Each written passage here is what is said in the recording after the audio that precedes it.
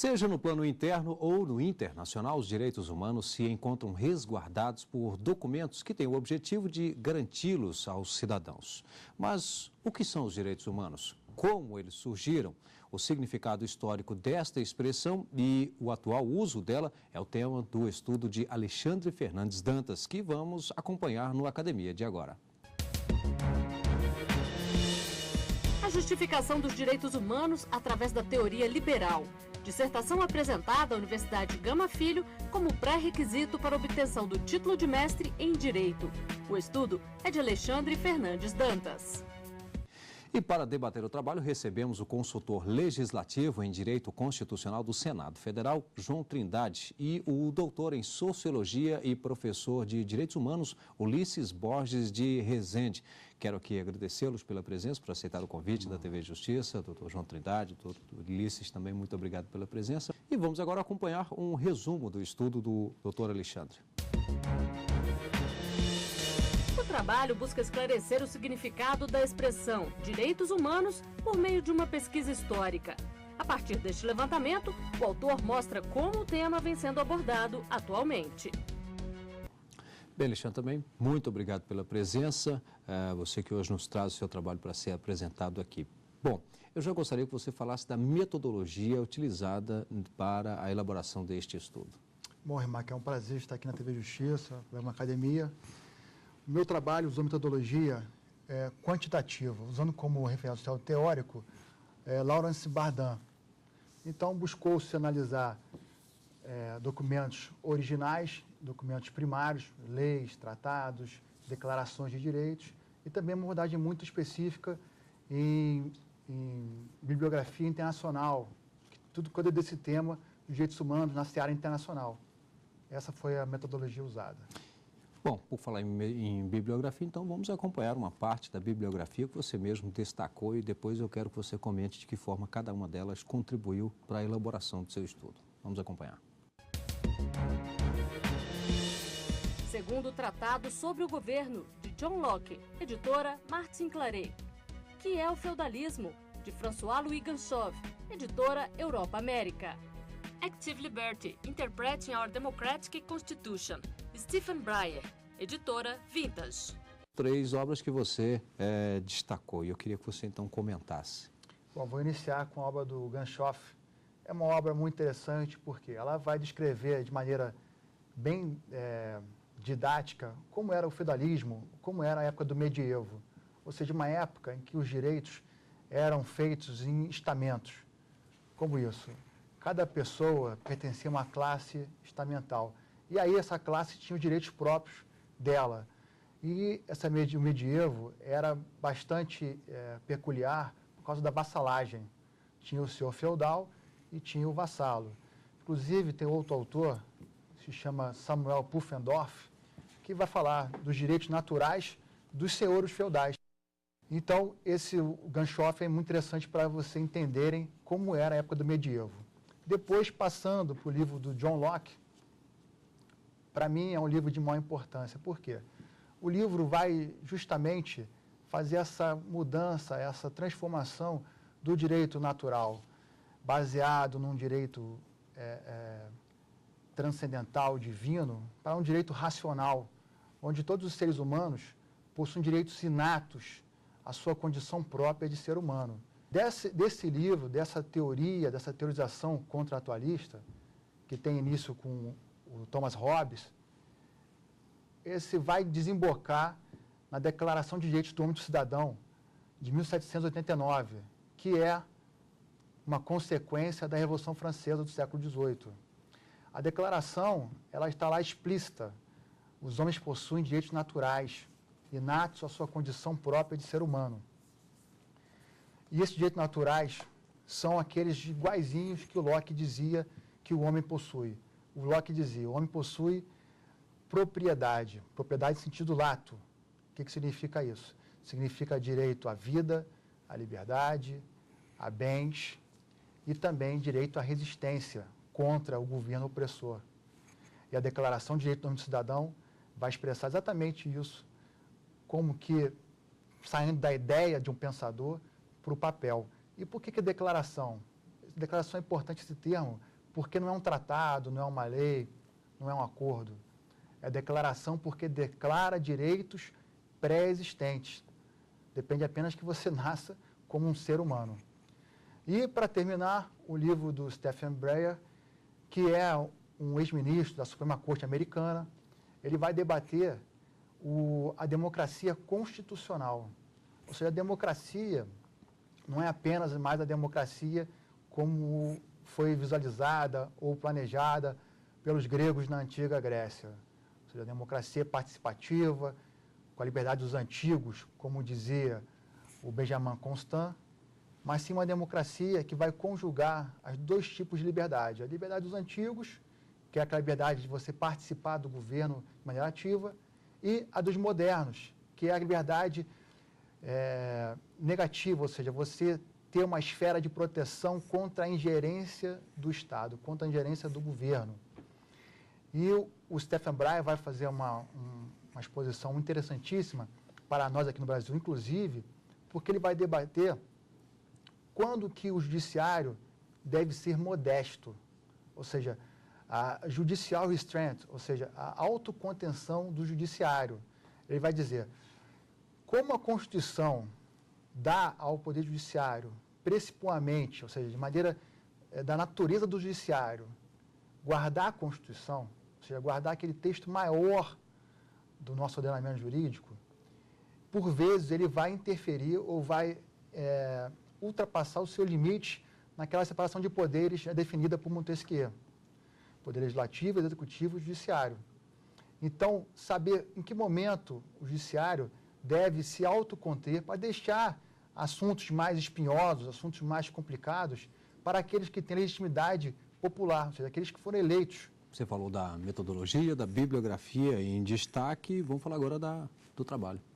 Bom, o trabalho, eu gosto de falar que tem duas partes interessantes. A parte interna e a parte internacional. Ou seja, como e por que os estados, por vezes, não cumprem ou não colocam em prática os direitos humanos que estão resguardados na Constituição.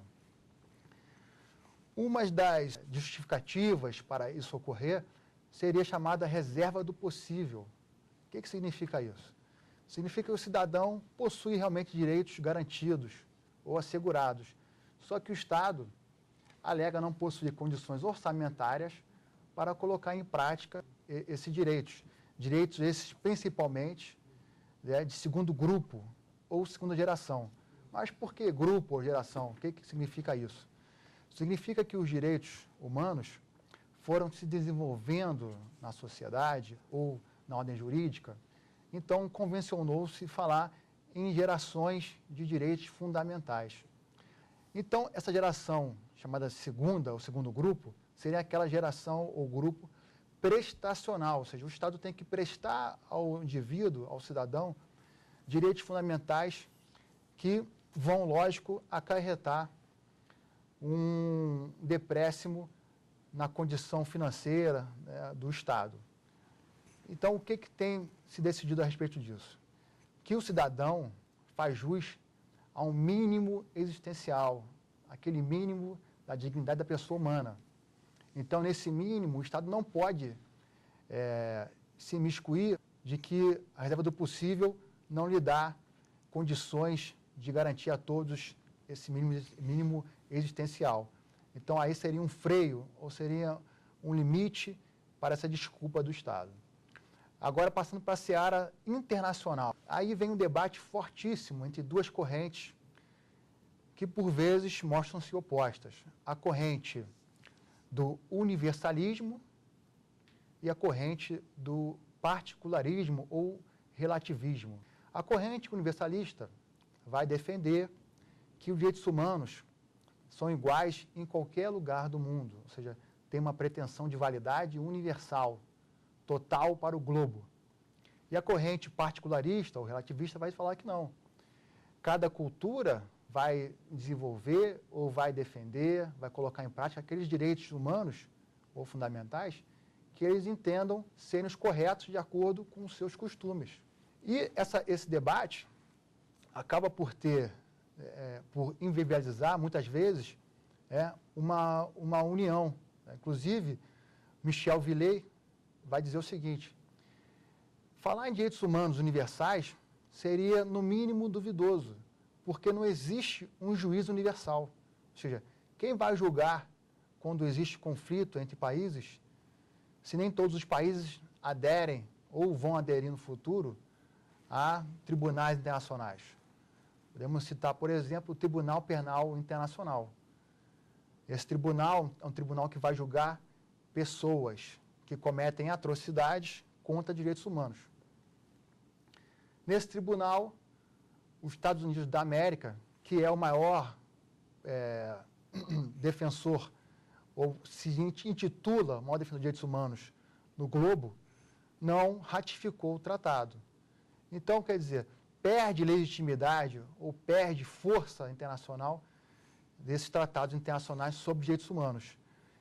Uma saída seria o que propõe Fernando Quintana. Ele vai dizer o seguinte: podemos ter como saída desse embate o particularismo crítico. O que seria isso? Seria pegar aquela ideia universalista de direitos humanos e debater no interno, no plano interno, para aí sim tentar convencer as pessoas de aceitarem esses direitos humanos internacionais. Bom, daqui um pouquinho nós vamos entrar na fase de debates, vamos inclusive compreender melhor ainda esta obra, porque agora nós vamos fazer um rápido intervalo. Até já.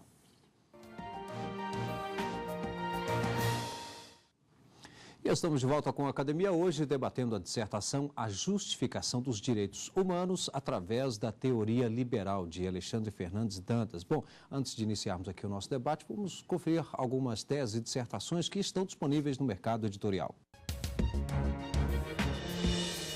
A arbitrariedade do dano ambiental, Bernardo Loma, editora Atlas.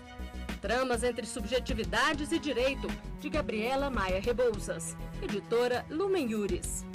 A especificidade do ônus da prova no processo do trabalho, de Carlos Alberto Reis de Paula, editora LTR. Você recebeu aí 3 sugestões e agora mais uma, a quarta, que é justamente a obra que nós estamos trazendo hoje para ser debatida aqui na Academia, que é Direitos Humanos, Teoria e História, de Alexandre Fernandes Dantas. Muda um pouquinho o título, né, Alexandre? Sim, o título é um pouco mais comercial, né? Porque o título acadêmico ele é mais específico para realmente a academia. Uhum. Você vai vender o livro para estudantes e público em geral que se interessa pelo tema, que aliás é um tema que está em voga hoje, direitos humanos, não sai da boca de todo mundo.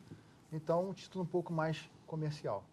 Tá certo. Bom, vamos dar início aqui ao nosso debate. Eu já peço ao doutor professor João Trindade que faça, então, dê início ao nosso debate. Ok, eu quero inicialmente parabenizar o professor Alexandre pela obra. A obra está muito bem urdida, está muito bem feita, muito bem, a argumentação muito interessante. E é um tema, o professor Ulisses concorda comigo, é um tema que não se esgota, é um tema que a gente precisa dessa visão, inclusive uma visão mais global sobre direitos humanos. Então, acho que o livro vem suprir essa lacuna de maneira muito importante. Mas o professor Alexandre, ele já na segunda metade da obra, ele aborda um tema que eu acho muito importante, muito interessante, que é a questão da relação entre as teorias da justiça e os direitos humanos. Mais especificamente, entre a teoria liberal, teoria do liberalismo político, que é o que serviu de norte para toda a dissertação, e outra teoria, vamos dizer assim, concorrente com o liberalismo político, que é a teoria do comunitarismo. Então, eu queria que o professor explorasse um pouco mais essa relação entre o liberalismo e o comunitarismo e a questão do universalismo e do relativismo dos direitos humanos. Tá bom, obrigado, doutor João. Bom, a questão liberal, a gente pode dar um início na questão liberal com o John Locke, e depois passa o filósofo Immanuel Kant. Vão defender que a teoria liberal prega os direitos humanos como sendo universal, ou seja, independe do local ou da classe, do país, da comunidade, onde o ser humano vai estar inserido. Ele vai ser um só em qualquer lugar. E sendo um só em qualquer lugar, ele é um fim em si mesmo, ele não é um meio para se alcançar outra coisa, os direitos humanos teriam uma característica universal.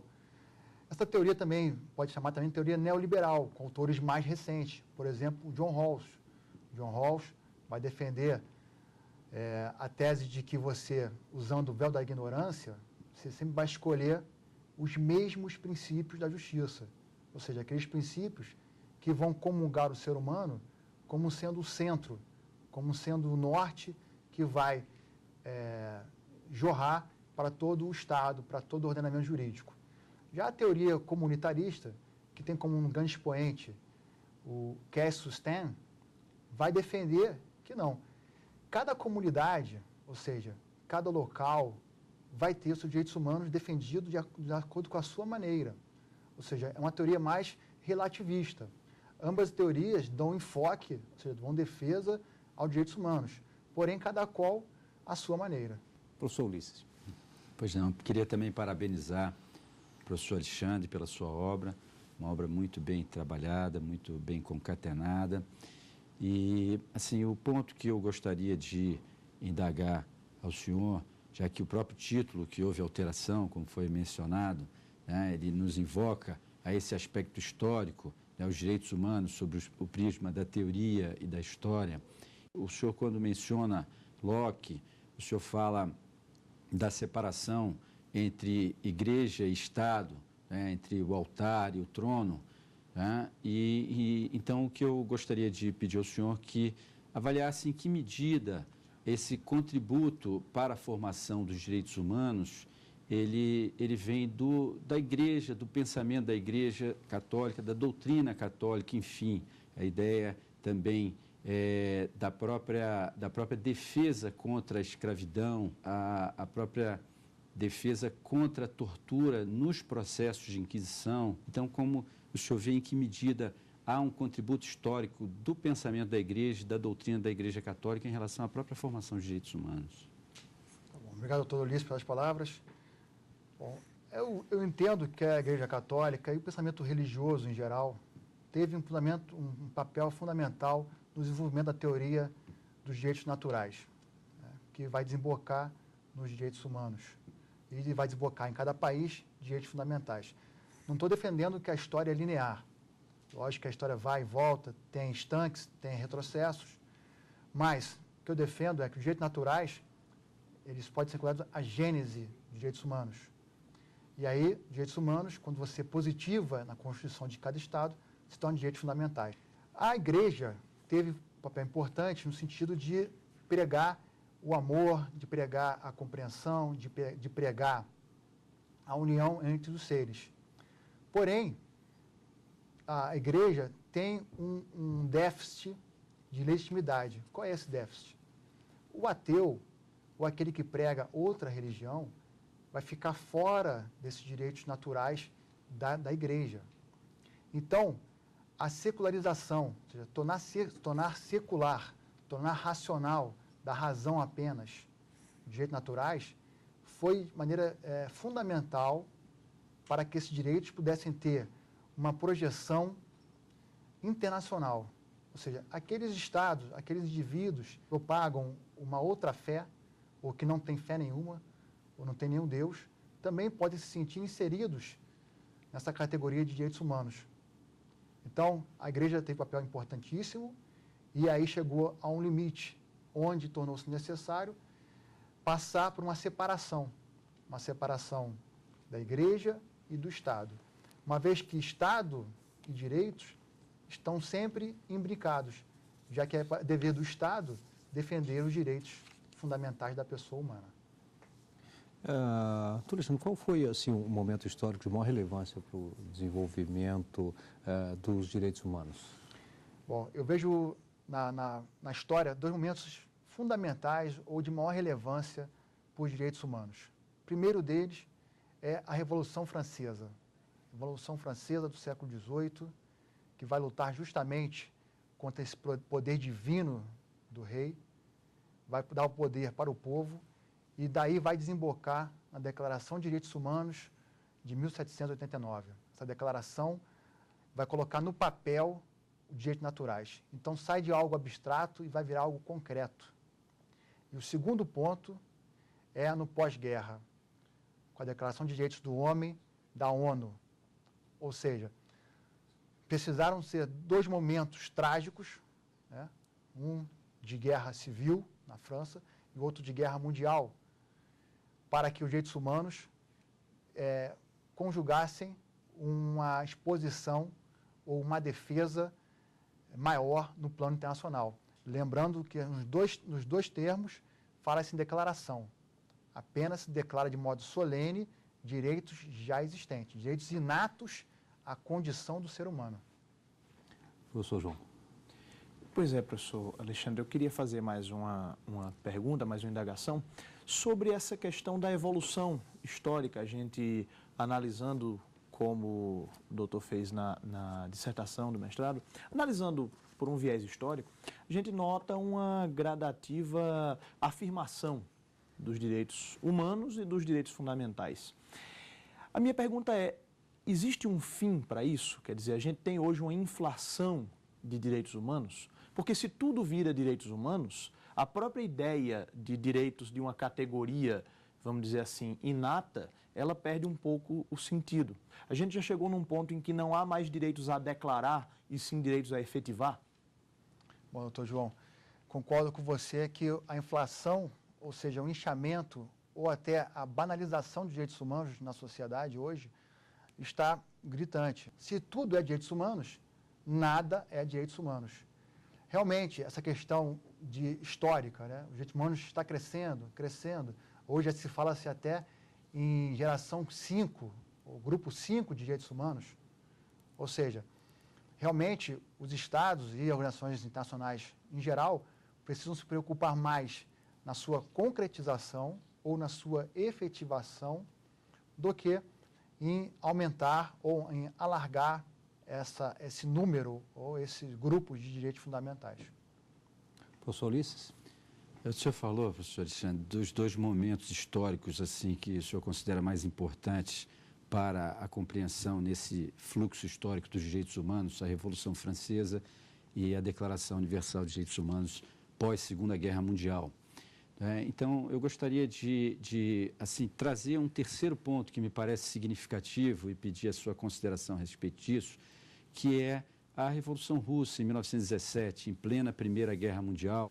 Sob esse ângulo, como ficamos pós-queda do Muro de Berlim, com o esvaziamento do comunismo soviético, pelo menos, né, em relação ao fluxo do futuro dos direitos humanos? Então, isso tocou um ponto muito interessante, de grande relevância, de fato.